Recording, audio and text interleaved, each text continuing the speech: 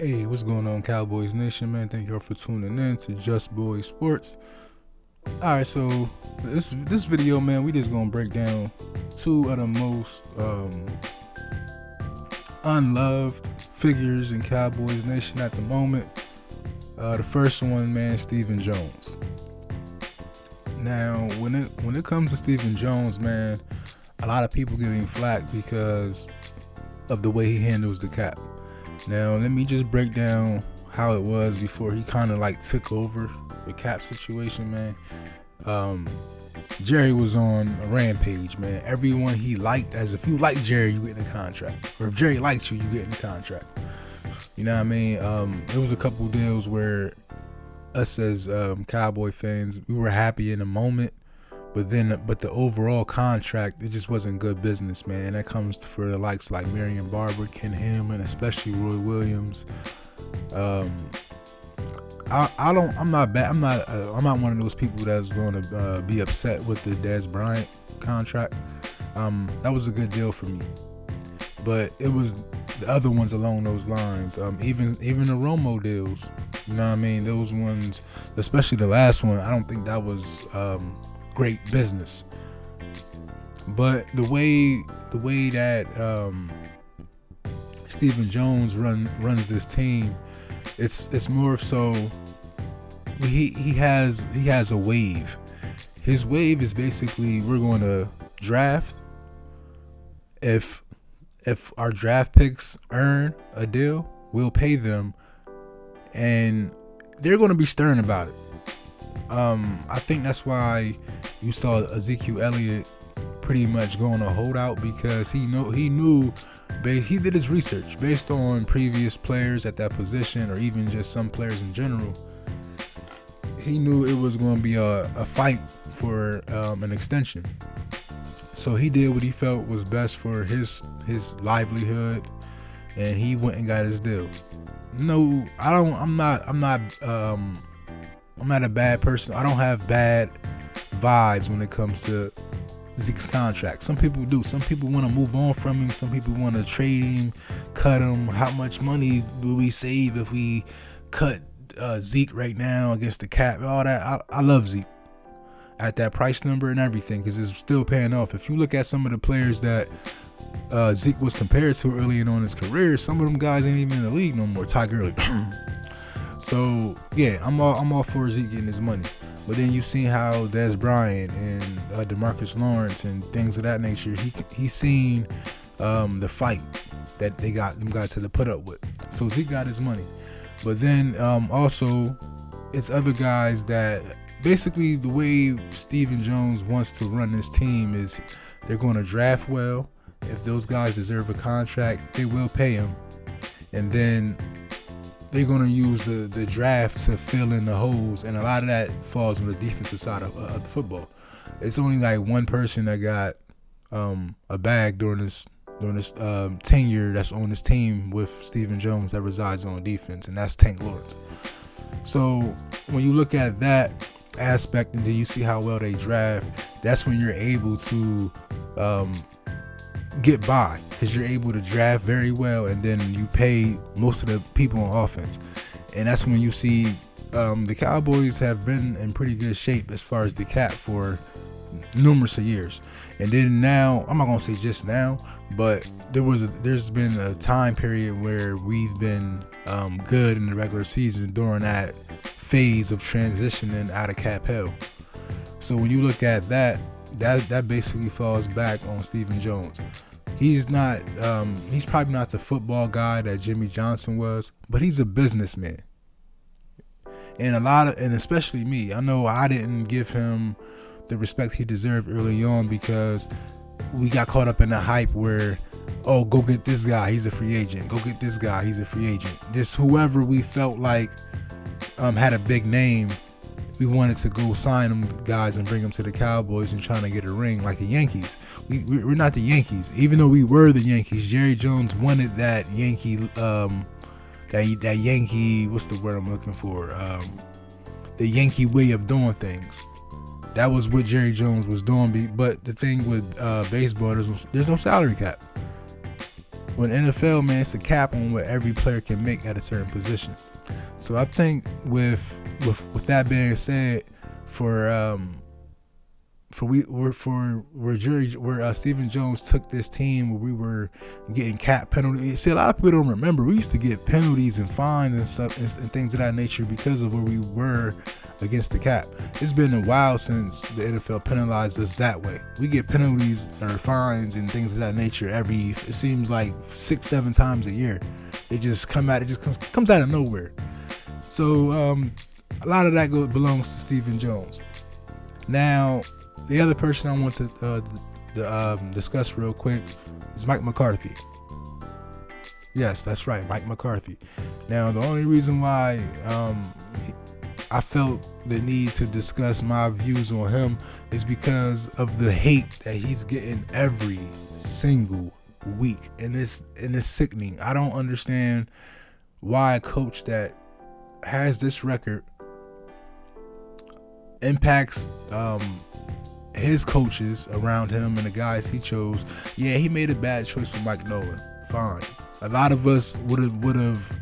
I don't know. See, the world's kind of on both sides now. Now, if you got a friend, even though your friend may not be the most experienced, he may have been laid off for a couple years, and you get a business, and he's good at this and that, so you try to get him a job.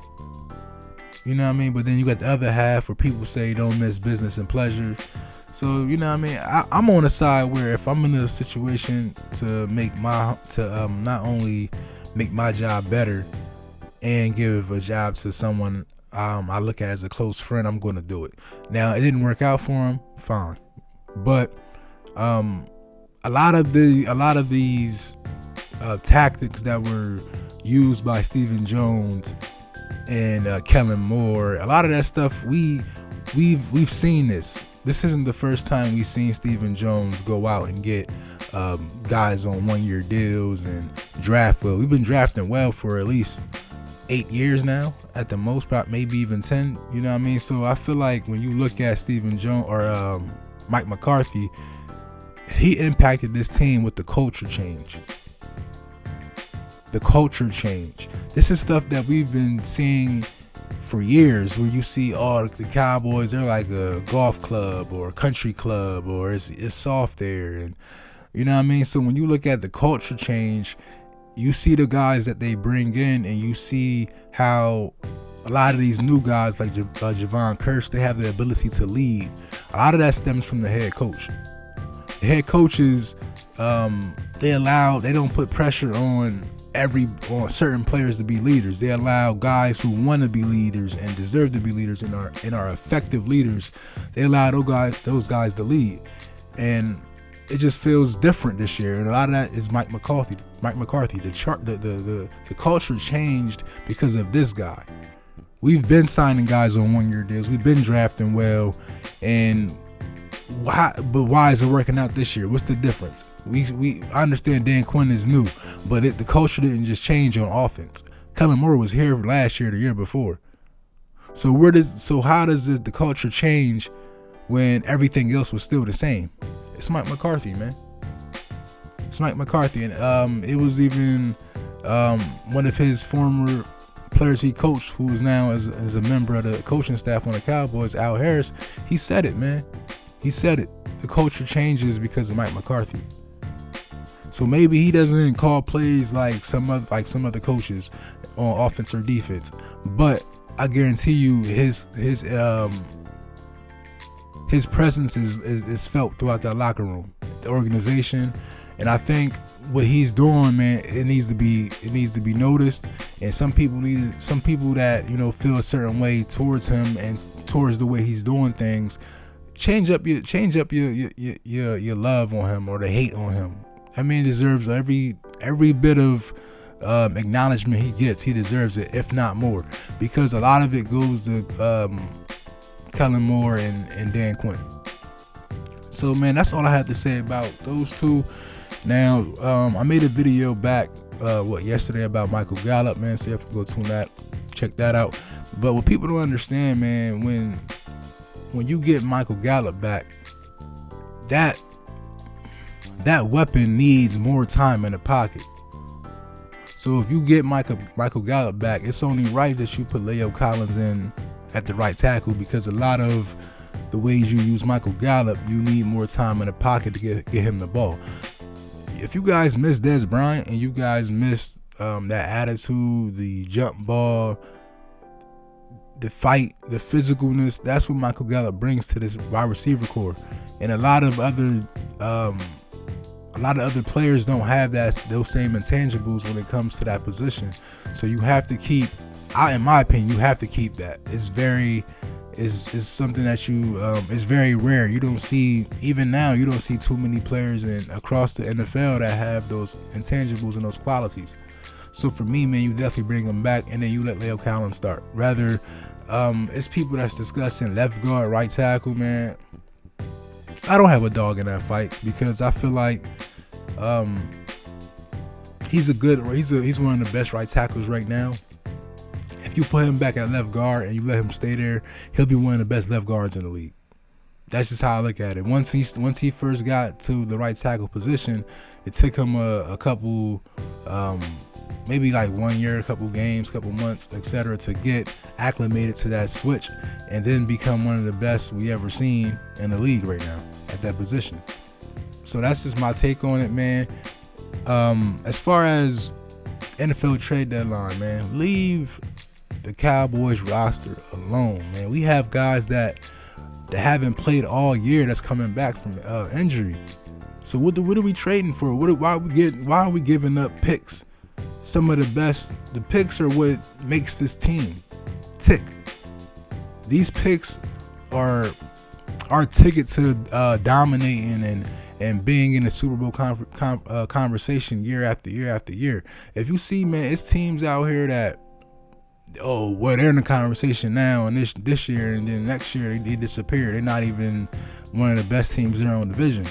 So how do you do that? You draft well. If you go all in and you keep spending, let's get this player, that player, let's spend this much money in free agency, a lot of those guys don't stay at the top. So if you want to keep that momentum and that type of lifestyle, man, you have to keep these draft picks.